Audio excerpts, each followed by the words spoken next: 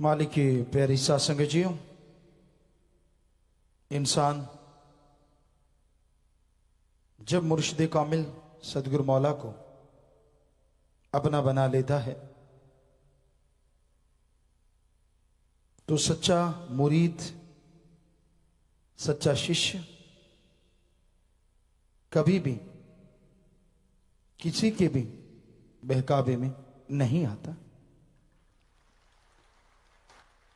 वो राम नाम की भक्ति इबादत के द्वारा हमेशा रूहानियत में तरक्की करता चला जाता है और उसके घर परिवार में खुशियों की बहार छाने लगती है। जब तक इंसान उस परमपिता परमात्मा की खुशियां दृढ़ यकीन के साथ हासिल करता रहता है, और तो क्या काल की भी मजाल नहीं होती कि उसका बाड़ बांका कर सके।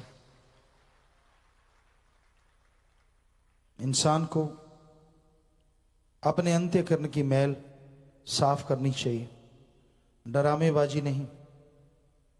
जो लोग ड्रामेबाजी करते हैं, दिखावा कुछ, निशाना कहीं और, ध्यान कहीं और, बात कुछ और, सोच कोई और, ऐसे इंसान जीवन में किसी भी क्षेत्र में कभी भी सफलता हासिल नहीं कर सकते। क्योंकि दुनिया में भी यकीन चाहिए, यकीन के साथ ही सारा कारोबार होता है। कोई बिजनेस है, कोई व्यापार है, उसमें दृढ़ यकीन उस बिजनेस व्यापार का आधार है।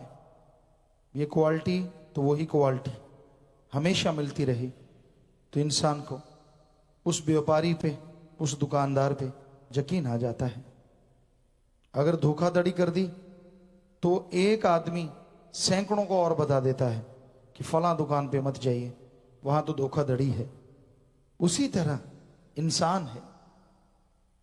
जो इंसान अल्लाह वाहिगुरु मालिक का नाम जपते हैं, दुनिया की निगाह में भक्त बन जाते हैं, पर अंदर से अगर वही विषधर की तरह कि जब तक सांप चंदन से लिपटा है विष त्याग देता है, और जैसे ही चंदन को त्यागता है फिर से विष शुरू कर देता है डसना, विष भरना लोगों के अंदर। तो उसी तरह जो लोग अपने पीर फकीर सदगुरु मौला की चर्चा करते रहे लोगों से, और आशिक बन जाना और फिर एकदम से ये कहना कि नहीं, लट्टू की तरह घूम जाना, गिरगिट की तरह रंग बदल लेना, तो भाई जो अल्लाह वाहिगुरु मालिक का नहीं हो सकता, इंसान का कैसे हो सकता है? जरा सोचिए। किसी भी इंसान का वो इंसान वफादार नहीं हो सकता जो अल्लाह वाहिगुरु राम का नहीं हो सकता। क्योंकि मालिक तो सबको देता है, वो तो कभी किसी का बुरा नहीं करता, सबका भला मांगता है, सबका भला करता है। आगे इंसान की मर्जी है, इंसान क्या कर्म करता है क्या नहीं, कोई जबरदस्ती नहीं होती। तो इंसान को इंसान गुमराह कर दे तो बात अलग है, लेकिन संत पीर फकीर कभी किसी को कोई ऐसा कर्म करने के लिए नहीं कहते जिससे लगे कि उसका जीवन खराब हुआ। वो अपनी मर्जी या कोई यार दोस्त मित्र किसी के भी बहकावे में इंसान आता है तो उसका खुद जिम्मेवार होता है। इसलिए भाई मन और मनमते लोगों से बचो, सुमरन करो, मालिक से मालिक को मांगो, मालिक से सबका भला मांगो और भला करो। यकीनन आपका भला होगा, माँ बाप का नाम रोशन होगा, लोग कहेंगे धन्य है इसके माँ बाप, ये किसकी औलाद है जो अच्छे नेक कर्म करता है। और अगर कोई बुरा कर्म करके जाता है, कैकई नाम किसी औरत का नहीं रखा जाता। कभी सुना है? वो बड़ी डब्बू कुत्ता थी, अगलाई डब्बू कुत्ता, कंद थे मंत्रा, जिसका नाम कोई नहीं रखता, और ना ही कैकई जो उसकी बातों में आ गई। आप देख लीजिए, हमने तो आज तक सुना नहीं किसी लड़की का नाम कैकई या मंत्रा हो, क्योंकि मंत्रा उंगली लगाती थी और कैकई सुन के अमल करती थी। तो ऐसे रावण कभी किसी का नाम सुना नहीं है। दुनिया वाले चाहे कुछ भी करते रहें, उसका अलग बात है, लेकिन किसी इंसान का, आदमी का नाम कभी सुना नहीं।